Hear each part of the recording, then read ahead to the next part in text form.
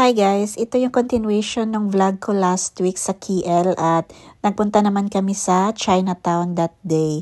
Ayan pala yung loob ng Chinatown guys, marami din silang mga binibentang mga pagkain, mga fruits. Ayan, saka meron silang mga binibentang mga bags saka shoes na copy ng original na brand ng mga bags saka shoes. So, para din siyang divisoria kung sa atin sa Pilipinas. So, ayan, pumasok lang kami dyan guys at tingin-tingin lang kami kung anong meron sa loob ng Chinatown. So, mostly, meron silang mga pagkain dyan guys. So, maraming mga food, Malaysian food at meron din mga Korean food saka iba pang klase ng pagkain. Saka yun na yung mga binibenta nilang mga bags at saka mga t-shirt. At dyan ka makakabili din guys ng mga souvenir items. Dyan ako tumingin ng Malaysian na bag kaso hindi ko siya nagustuhan. Namahalan ako guys saka yung kaniyang material ay hindi naman siya masyadong maganda yung quality. At meron ako nakitang Filipino shop. Ayan guys, marami silang binibenta na Filipino product. Malapit lang din to guys sa Chinatown. Saglit lang kami guys sa Chinatown dahil nagtingin lang kami kung anong meron doon sa loob ng Chinatown. Ano yung mga binibenta nila kaso wala kaming nagustuhan. Kaya umuwi na kami guys. So nag-grab lang kami at nag-Clia Express lang kami. Galing sa KL Central to Sipang. And then pagka-uwi namin ay nag-dinner kami. So yan yung dinner ko guys. Ano siya?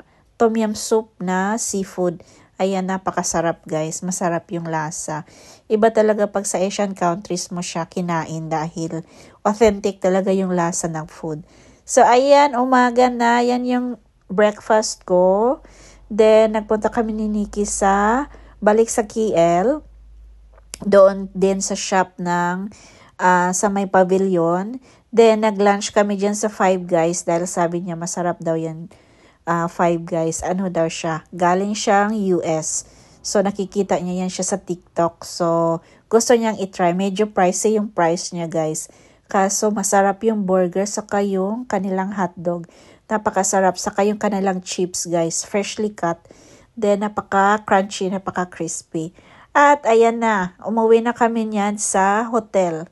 At, lang kami, room service, guys. So, yan lang yung kinain namin. Kaunti lang yung in-order namin. Then, kinabukasan uli ay nag-breakfast uli ako. Then, gumala uli kami ni Nikki. Punta uli kami ng KL. Pagkatapos namin mag-breakfast ay umalis na kami ni Nikki pero na-stuck kami guys sa traffic. Mga 1 hour siguro yung hinintay namin. Diyan lang kami sa kalsada. Grabe talaga ang haba ng traffic dahil doon sa motor racing, motor GP na pinapanood ng mga tao. So ayan.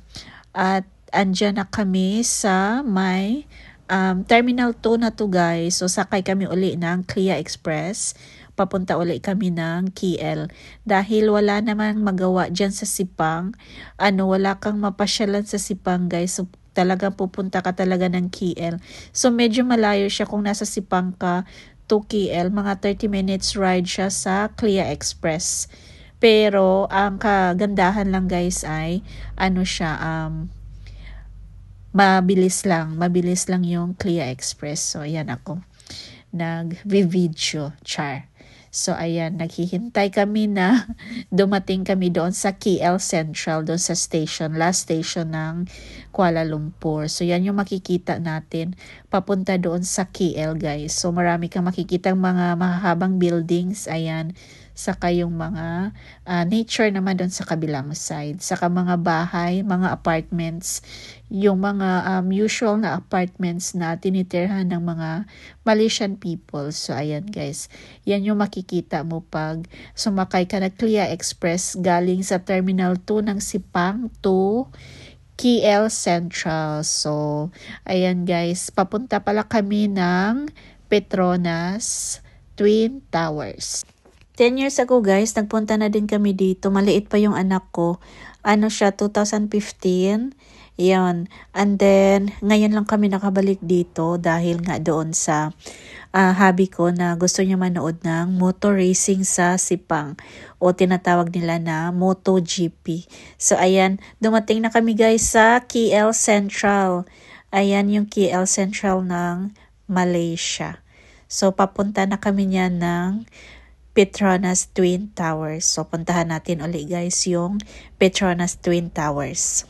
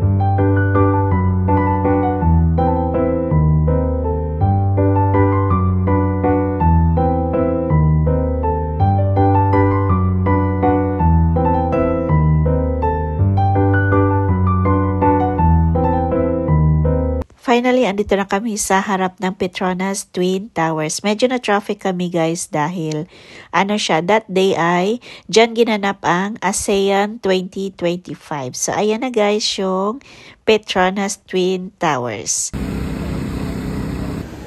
So we are here in Petronas Twin Tower. Nagahan namin guys para just in case. So this is it. Sa mga hindi pa nakakita ng Petronas Twin Tower. So I've been here not last year. I've been here 2015. So yan, after 10 years nakabalik ako sa Malaysia. Thanks Daddy. Ito tayo dito guys. Ayan, si Banik. Ayan, maganda pala dito. Ayan. Dito yung magandang angle. Ayan.